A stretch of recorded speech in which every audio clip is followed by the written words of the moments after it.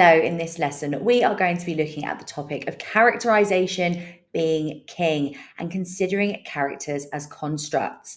So our objectives for this session are that we are going to understand that characters are not real people. Now, I know you know this, but some students will talk about characters as if they are real people, but we need to consider the fact that they are deliberate constructs created by the writer to convey themes or ideas. We are going to learn how to analyze characters as tools used by the writer. They form part of AO2 to explore specific themes or messages, and we are going to explore how characterization can reflect broader social, political, or cultural ideas. So today's lesson is going to focus on how characters are constructed by writers, as I said, to serve a purpose within the narrative. Characters aren't just real people. They are created to explore ideas, themes, and messages. And by the end of the session, you'll be able to deconstruct characters and analyze them as tools of the writer's craft. So characters as constructs, what does it mean to view characters as constructs?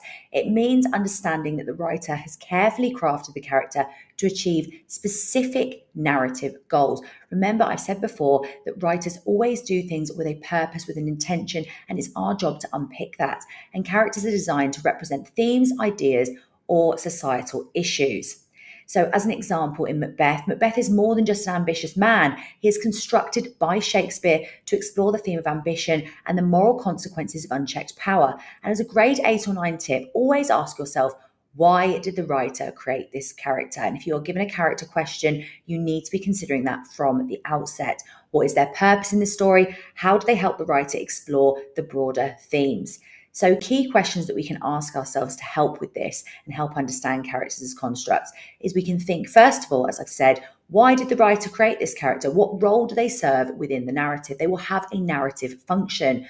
What themes or ideas do they represent? Are they a symbol of something larger, e.g. social class, power, morality? Are they a representation of something? Think about what the inspector represents within an Inspector Calls if you study that text, or what Scrooge represents if you study A Christmas Carol. They are there to represent something broader, a message, an idea that the writer is trying to put across, a bigger idea to society. And if you can unpick that, that is really going to push you towards the top grades.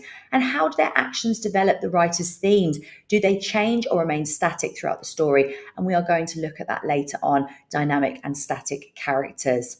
So as an example, Lady Macbeth's desire for power and her subsequent guilt serve to explore the destructive nature of ambition. She is not just a person, she is a construct designed to highlight the consequences of rejecting traditional gender roles and morality. And as a grade 8 or 9 tip for top marks, link the character's actions back to the writer's intention. Be specific. Think about what the character does. How has the writer constructed that character and had them act in order to serve their function, serve their purpose, and consider how they're used to reflect the societal concerns of the time. So particularly with regards to Lady Macbeth, you can link her characterization to societal concerns at the time and what Shakespeare was trying to achieve. So we can also consider character development, and this is really, really useful because many characters experience a journey throughout a text. Sheila in Inspector Calls is a great example, as is Macbeth in Macbeth, and they may change, grow, or experience a downfall. So it doesn't have to be a positive change, it can also be a negative change, as we see with Macbeth. And these changes reflect the narrative's core themes. So ask yourself, how does the character develop throughout the story? How does this development serve the writer's purpose? So what is their goal? What is their aim? What is their message? And how does that change within the character serve that purpose? So as an example, Macbeth's transformation from a loyal soldier to a tyrannical ruler reflects Shakespeare's message about the corrupting influence of ambition. His descent into madness shows how ambition leads to moral decay. So we can talk about him being an anti-hero, a tragic hero, and his transformation and his character arc serves Shakespeare's purpose of thinking about how ambition leads to moral decay. And as a grade 8 or 9 tip, when analysing character development, always consider turning points. Now, students are very good at this in poetry. They talk about voltas, which is a specific term for poetry. Don't try and apply that to your novels or your plays that you're studying, but think about turning points for characters in narratives. How do these moments reflect a shift in the character's role within the story? So, for example, Macbeth, when he kills Duncan, that is a significant turning point for the character. In An Inspector Calls, Sheila has her turning point very early on when she realizes her involvement in Eva Smith's demise and the consequences of her own behaviour. And then she has a further turning point later on. Well, she has several turning points, but when she learns about Gerald's behaviour, when the inspector leaves. So Sheila has many points within within the play that we can identify as turning points. And we need to think about why these are the case. What are they trying to show? What is Priestley trying to show about her character development, about his wider message? And then we're going to look at static and dynamic characters. I mentioned this earlier on, but it's really, really important to consider. So dynamic characters are characters who undergo significant change during the story. And static characters are those who remain largely the same throughout the narrative. Now, sometimes we have static characters because they are just there as a constant. They could be there as a moral compass, a character that guides another character throughout the novel. So, for example, Dumbledore in Harry Potter, he is a relatively static character. He never really changes. Whereas we see Harry as much more of a dynamic character. We see him on his journey and we watch him grow and evolve. But Dumbledore is just there as kind of like a baseline for morality within the story. However, we have other characters who are static, like Mr. Burling, who we're going to look at in a moment, who are static for a different reason, because the writer Priestley is trying to show something about his lack of change.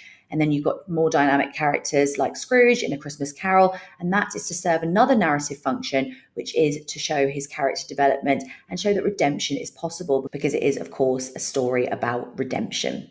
And then in An Inspector Calls, we can use the example of Mr. Burling, as I already mentioned, who is a static character. His refusal to change reflects Priestley's critique of capitalist values. In contrast, Sheila undergoes a significant transformation, symbolising the hope for social responsibility in the younger generation. So she is a very dynamic character. And as a grade 8 or 9 tip, consider why the writer chose to make certain characters static or dynamic. What does this say about their message or intention? Remember, we always want to be linking back to the writer's intentions. And characters can also be used to express political and social ideas. So writers often use characters to comment on social or political issues, and characters can be used to challenge norms or reinforce ideals. And thinking about the context in which the character was created, how do they reflect the time period or the societal values? So as an example, in An Inspector Calls, Priestley uses the inspector as a vehicle, as a device to express his socialist ideas. You'll often hear people say that Priestley uses the inspector as his mouthpiece, which is correct. But to go beyond that, because if we just say that Priestley uses the inspector as his mouthpiece, that doesn't mean a huge amount without any sort of qualification. But we can say that the inspector challenges each character's morality, particularly Mr. and Mrs. Burling, representing the old capitalist order. And in challenging Mr. and Mrs. Burling, that is in fact Priestley challenging the audience, and that is the way in which the inspector is constructed as Priestley's mouthpiece.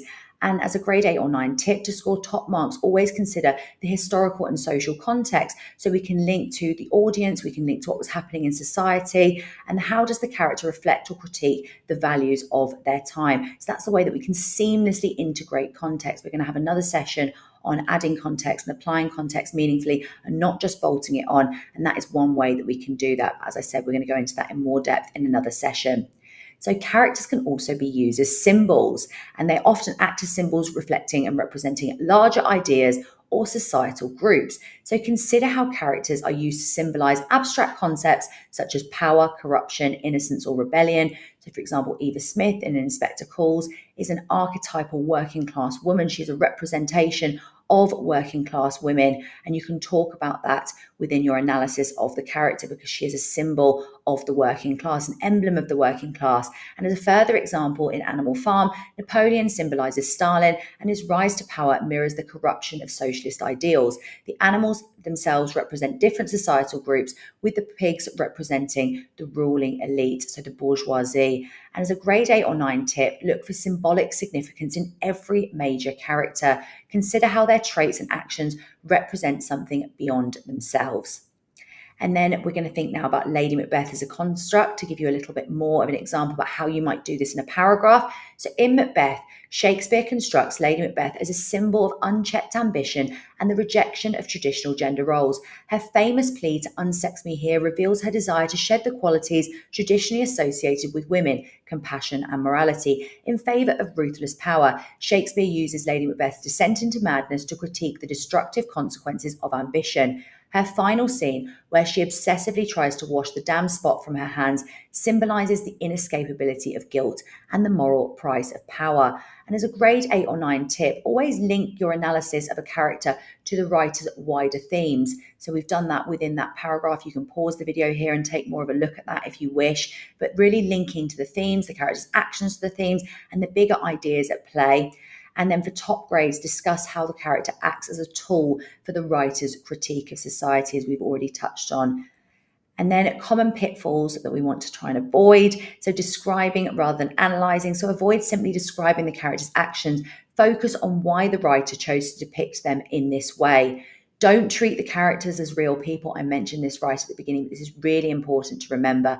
Remember, they are constructed, they are built, they are put together for a reason. Always link your analysis back to the writer's intention.